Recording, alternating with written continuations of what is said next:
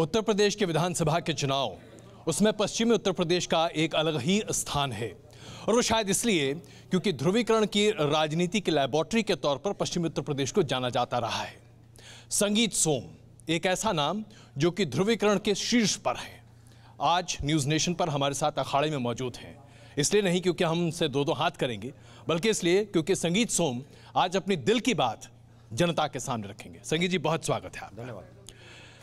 ध्रुवीकरण की ये राजनीति जिस तरह से पश्चिमी उत्तर प्रदेश में है और जो नाम आपका उसके साथ जोड़ा जाता है, क्या यही आपकी राजनीति का आधार है? अजय जी, मेरे मानना है कि ये ध्रुवीकरण की राजनीति तो समाजवादी पार्टी और बसपा करती है, लेकिन सबसे सस्ता आरोप लगता है कि भारतीय जनता पार्टी के कार्यकर्ता पे और खासतौर से संगीत सोम पे उसका लेपन पोतन करा जाए। आप बताइए कि बसपा ने जितने टिकट किए हैं जी, नसीमुद्दीन सिद्दीकी हों, सतीश चंद्र मिश्रा जी हों या मायावती जी हों, एक ही बात कह रहे हैं कि हमने इतने टिकट मुस्लिम को दिए, इतने टिकट मुस्लिम को दिए। ये ध्रुवीकरण नहीं तो क्या है? मुलायम सिंह यादव जी कहते हैं कि समाजवादी पार्टी लग रहा है कि एंटी मुस्लिम होती जा रही है। ये ध्रुवीकरण नहीं तो क्या है? जितनी योजनाएं चलेंगी जी, वो जितनी भी योजनाएं होंगी एक वर्ग के लिए चलेंगी। अगर हम किसी का विरोध नहीं करते, अगर हम कहेंगे कि सबके लिए समान सरकार होनी चाहिए, अगर हम उनकी बात करते हैं तो हम ध्रुवीकरण की बात करते हैं। बाकी मायावती जी करें या अखिलेश यादव करें तो कोई ध्रुवीकरण नहीं कर रहा। लेकिन ऐसा क्यों है कि जब भी कोई विवाद होता है सबसे पहले आप खड़े होते हैं? अगर कैराना का मुद्दा है, उसके लिए रैली निकालनी है तो आप रुकते हैं। अगर अखलाक का मुद्दा है तो वहां पर आपको रोका जाता है। अगर मुजफ्फरनगर के दंगों की बात आती है तो आपका नाम सबसे आगे आता है। आप जानते हैं कि आज तक मुजफ्फरनगर दंगे में अकेला इंसान हूं जिसके ऊपर आज तक आरोप साबित नहीं हुआ। आज तक चार्जशीट भी नहीं कर पाई पुलिस। अखिलेश यादव जी की पुलिस है, आजम खान की पुलिस है, और इन दोनों लोगों ने ताकत लगा के जितना मेरे खिलाफ षड्यंत्र रच सकते थे रचा, लेकिन आज तक भी अकेला शख्स हूं जिसके खिलाफ ये चार्जशीट नहीं कर पाए हैं। इसी से आप आइडिया लगा लीजिएगा कि क्या होगा। रही बिसाड़ा की बात जी, कहीं भी गरीब के साथ, दलित के साथ, पिछड़े के साथ जहां भी अत्याचार होगा, मेरा फर्ज बनता है कि मैं उनकी मदद के लिए खड़ा हूं, इसलिए मैं बिसाड़ा गया। रही कैराना की बात, आज उत्तर प्रदेश में आप एक कैराना मान रहे हैं क्या? बहुत जगह कैराना बन चुका है। ये समाजवादी पार्टी की नीति, गुंडों को संरक्षण देना और गुंडागर्दी करके वहां से लोगों का पलायन कराना। अगर इसमें हम खड़े नहीं होंगे तो फिर आप ही लोग कहेंगे कि कोई खड़ा नहीं होता गरीब के साथ, जिसके साथ अत्याचार होता है खड़ा नहीं होता। अगर संगीत सोम खड़ा होता है तो संगीत सोम तुष्टीकरण कर रहा होता है। शुरुआत करते हैं कैराना से। कैराना का मुद्दा आज भी इस विधानसभा चुनाव के लिए आपके लिए बड़ा अहम है। आपने कहा कि अगर कैराना से एक भी आदमी पलायन करता दिखे तो ये आपकी खुद की अपनी बेइज्जती होगी। लेकिन अभी तक चाहे हुकुम सिंह की बात करें या किसी और नेता ने कोई भी सबूत पेश नहीं किया पलायन का। पलायन हुआ कहाँ है? नहीं, 400 परिवारों की बात हुई, लेकिन जो सरकार की रिपोर्ट है, जो तमाम बातें हैं, स्पष्ट होता है कि लोग अपने खुद के रोजगार के लिए कैराना से बाहर निकले। ये कागजी बात करना अजय जी बड़ा आसान काम है। आप रियलिटी वहाँ जाके जानिए। मैं गया हूँ, मैं जानता हूँ वहाँ जितने लोग प्लान किए हैं उनमें से 95% लोग वहाँ की गुंडागर्दी और बदमाशी की वजह से किए हैं। एक भी आदमी अपनी मर्जी से नहीं गया है। आप ही मीडिया वालों ने रिपोर्ट दिखाई है। मैंने तो जब प्रेस की थी तो मैंने प्रूफ प्रमाण दिए थे सबके। मेरी उन लोगों से खुद बात हुई है। ये ऐसा नहीं कि मैं हवा में कह दूंगा किसी बात को। मीडिया वालों ने दिखाया है, मैंने खुद प्रमाण दिए हैं कि लोग वहां गुंडागर्दी की वजह से प्लान किए हैं। तो गुंडागर्दी तो लॉ एंड ऑर्डर है ना? गुंडागर्दी तो लॉ एंड ऑर्डर मामला है। यहाँ हिंदू और मुसलमान का मामला कहाँ है? मुसलमान की बात कहाँ की है इसमें? तो फिर ये पलायन कौन कर रहा है? पलायन अगर सिर्फ हिंदू कर रहे हैं और मुसलमान नहीं कर रहा, तभी तो ये मुद्दा बन रहा है। अभी कैराना में आपने देखा होगा 2000 पिस्टल पकड़े गए हैं जी, 1000 राइफल पकड़ी कैराना में।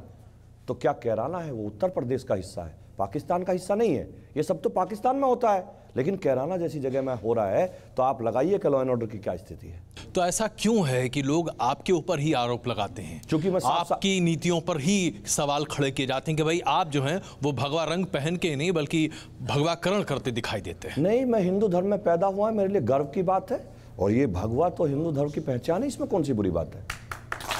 तो फिर ये बताइए, फिर आपके ऊपर इतने मामले क्यों लाते जाते हैं?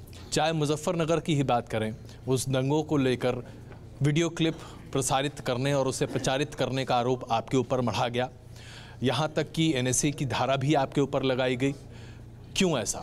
अजय जी पहले ये बताइए, आरोप तो कोई भी लगा सकता है, किसी पे भी लगा सकता है, आरोप साबित भी तो होना चाहिए।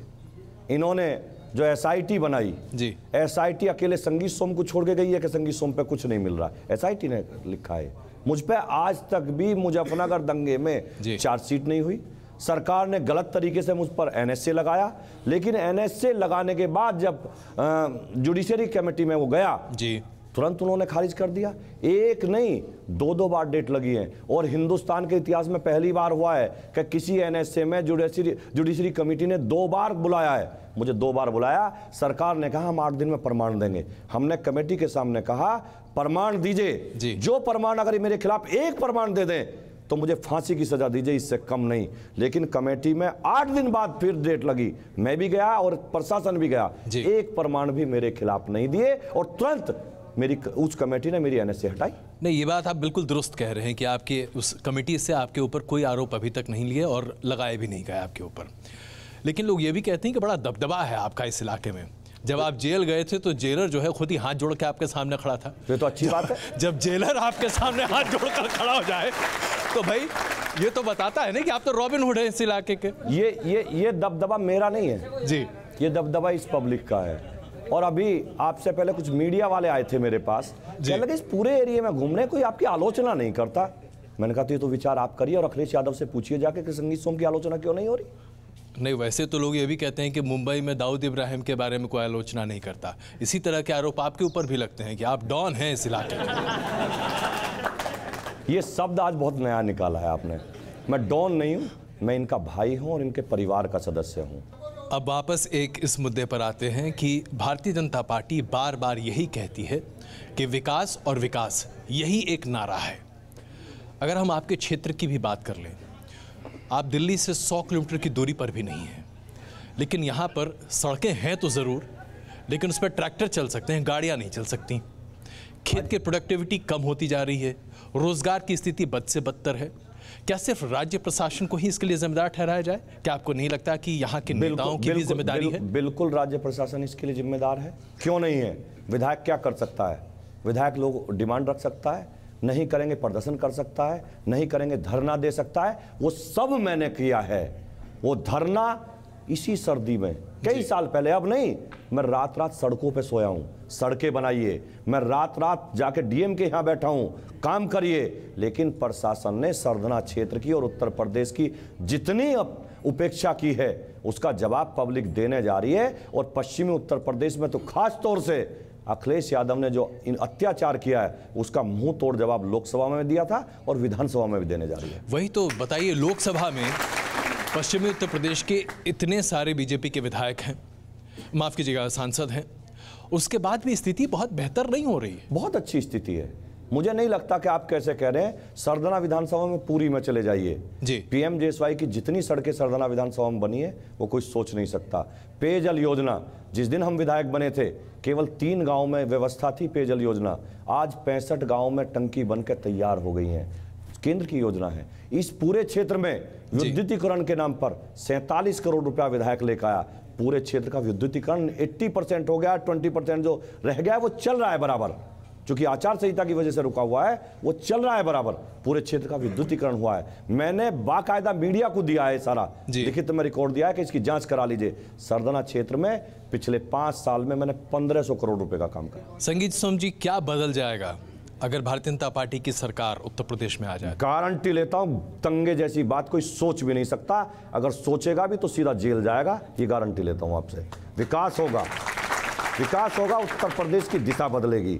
अखिलेश यादव जी ने क्या किया? अखिलेश यादव जी ने उत्तर प्रदेश में 430 दंगे कराए और 430 दंगे करा के लोगों को मरवाने का काम किया। इस सब का हिसाब देना पड़ेगा। और जिस दिन भारतीय जनता पार्टी की सरकार आएगी जी, इन एक एक चीज की जांच होके सारे दोषियों को जेल भेजा जाएगा और उत्तर प्रदेश उत्तम प्रदेश बनेगा। ये मैं दावे के साथ कह सकता हूं।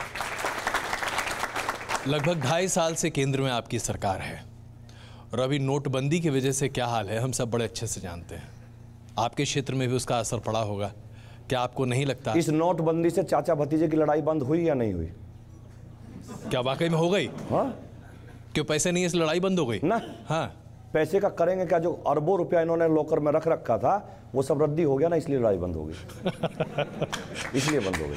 पैसे की तो लड़ाई थी, ये बंटवारे की लड़ाई थी। ये जो इन्होंने हजारों करोड़ के घोटाले किए हैं, किसान के साथ अत्याचार किया है। अजय जी 2000 करोड़ रुपया किसान का जो मिल मालिकों पे ब्याज का रुका हुआ था, अखिलेश यादव जी ने माफ कर दिया। मिल वालों को कह दिया कि देना नहीं है, और आदेश पारित हुआ है बाकायदा कि किसानों का ब्याज का पैसा नहीं दिया जाएगा। क्या सेटिंग की है मिल वालों से? 500 करोड़ में सेटिंग हुई है, ये बताया जा रहा है। ये सब आरोप जो है सत्यापित कभी हो पाएंगे? क्योंकि इस तरह के आरोप चुनाव के समय खूब सारे उपजते हैं। चुनाव खत्म हो जाती है, बस बात खत्म। आप बताइए इस गरीब किसान की गलती क्या है? इसके पैसे का ब्याज क्यों अखिलेश यादव जी ने माफ किया? बताइए क्या कारण है इसका? तो अखिलेश यादव क्या कर रहे हैं आपके हिसाब से? अखिलेश यादव से बात करते हैं तो कहते हैं देखिए मैं लैपटॉप बंटवा रहा हूँ, मैं बच्चों के पढ़ने की सुविधाएं मुहैया करा रहा हूँ, मैं हाईवे बना रहा हूँ, मैं मेट्रोज बना रहा हूँ, मैं तमाम तरह की चीज़ों को स्थापित कर रहा हूँ। और आप कहते हैं कि अखिलेश यादव एक अलग। आपके सामने कई 100 युवा हैं, गिन लीजिए कितनों को लैपटॉप मिला है। यही तो लड़ाई है, यही तो लड़ाई है। वो लैपटॉप भी जाति और धर्म देख के देते हैं। दिक्कत ये है ना, वो जाति और धर्म देख के लैपटॉप देते हैं। लड़ाई ये है अजय जी। बताइए किसी को मिला है क्या?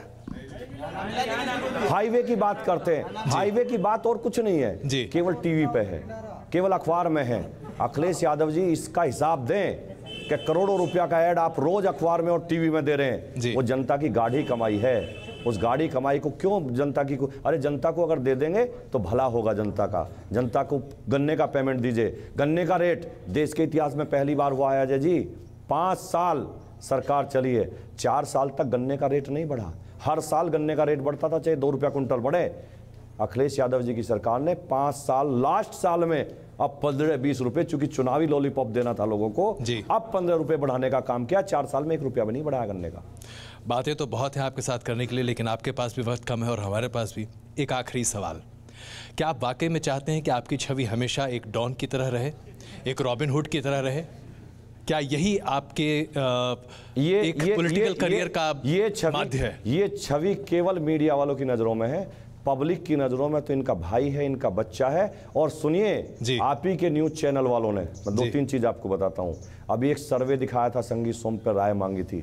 78% लोगों ने मुझे पसंद किया है हिंदुस्तान के। डरते हैं ना आपसे? लोग डरते हैं आपसे। सोशल मीडिया पे भी डर रहे हैं क्या? हर जगह लोग डरते हैं। और एक आपको अच्छी चीज बताता हूं, अभी एक सर्वे हुआ, इसी सरकार के बैठे हुए नेता और सबका सर्वे हुआ। संगीत सोम को बेस्ट एमएलए का अवार्ड मिला है यूपी में, आपकी जानकारी के लिए बता दूं। नहीं, ये बात बिल्कुल सही है। संगीत सोम जी, आप जो राजनीति करते हैं, कम से कम इतना तो है कि आपके क्षेत्र में लोग आपके साथ खड़े हैं, वरना आप यहाँ के विधायक नहीं होते। हमारी शुभकामनाएं आपके लिए और उम्मीद करते हैं कि आप और तरक्की करें। बहुत बहुत बहुत बहुत।